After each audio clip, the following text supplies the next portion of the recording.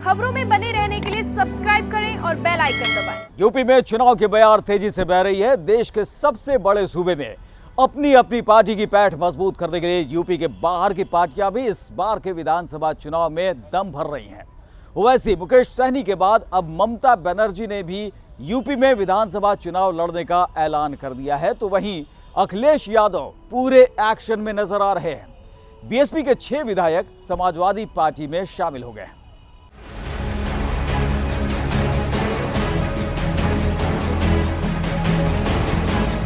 दो 2024 से पहले 2022 में सियासत का सबसे बड़ा मंच सज गया है। वार हो रहा है, प्रहार हो रहा है, क्योंकि देश के सबसे बड़े सूबे पर सत्ता के लिए जंग लड़ी जा रही है। यूपी में 2022 में चुनाव होना है, लेकिन उससे पहले सियासी पार्टियां अपना गुणागणित फिट करने में जुटी है। शह और मात का खेल खेला जा रहा है। यूपी के पूर्व सीएम अखिलेश यादव 2022 में किसी भी तरह से लखनऊ की गद्दी पर समाजवादियों का कब्जा चाहते हैं, लिहाजा चुनाव में उतरने से पहले हर मोर्चे की किलाबंदी कर देना चाहते हैं।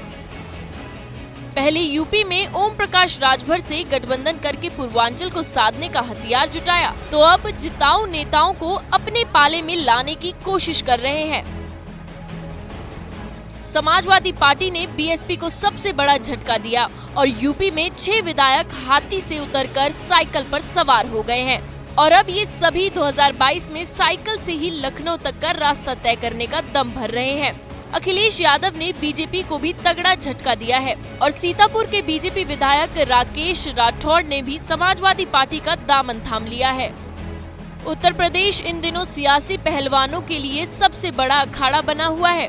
हैदराबाद से निकलकर ओवैसी यूपी में दम भर रहे हैं, तो बिहार से निकलकर सन ऑफ मल्ला मुकेश सहनी भी पूर्वांचल में पैठ बनाने की कोशिश कर रहे हैं। और अब ममता बनर्जी ने भी ऐलान कर दिया है कि वो भी यूपी में पार्टी को मजबूत करेंगी और 2022 में टीएमसी यूपी विधानसभा का चुनाव लड़ेगी। पार्टी के विधायक राकेश राठौड़ जी, इनके आने के बाद हो सकता है मुख्यमंत्री जी अपने नारे का नाम बदल दें। मेरा परिवार भाजपा परिवार की जगह वो हो सकता है ये कर दें कि मेरा परिवार भागता परिवार, भागता परिवार।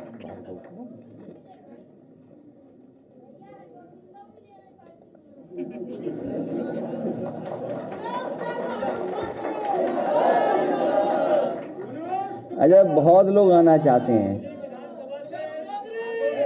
बहुत लोग आना चाहते हैं अपनी अपनी गोल के साथ। यूपी के बहाने ममता का निशाना दिल्ली पर है, जिसकी झलक भी गोवा में ममता बनर्जी की यात्रा के दौरान दिखी।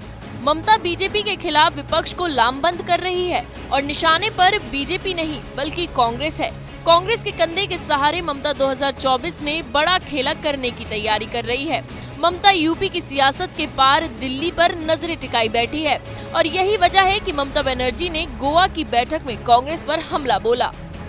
गोवा के 3 दिवसीय दौरे के आखिरी दिन पणजी में मीडिया कर्मियों को संबोधित करते हुए ममता बनर्जी ने ये भी कहा कि कांग्रेस के निर्णय न ले पाने का अंजाम देश भुगत रहा है। Can't I come to Goa? They have shown me the black flag. I said namaste. मैंने नहीं बोला I will also I want to show you the black flag in Bengal. No, I never said. अगले साल होने वाले गोवा विधानसभा चुनाव में TMC सभी 40 सीटों पर चुनाव लड़ेगी, लेकिन जिस तरह से प्रशांत किशोर से लेकर ममता बनर्जी कांग्रेस और राहुल गांधी को टारगेट कर रही हैं, इससे साफ जाहिर होता है कि ममता बनर्जी 2024 के लिए तैयारी कर रही हैं और 2024 के आम चुनाव में वो पीएम मोदी के खिलाफ विपक्ष का सबसे बड़ा चेहरा बनने की कोशिश कर रही हैं। लेकिन ममता की ये मंशा तभी पूरी हो सकती है जब यूपी के सियासी सेमीफाइनल में विपक्ष कामयाब होता है।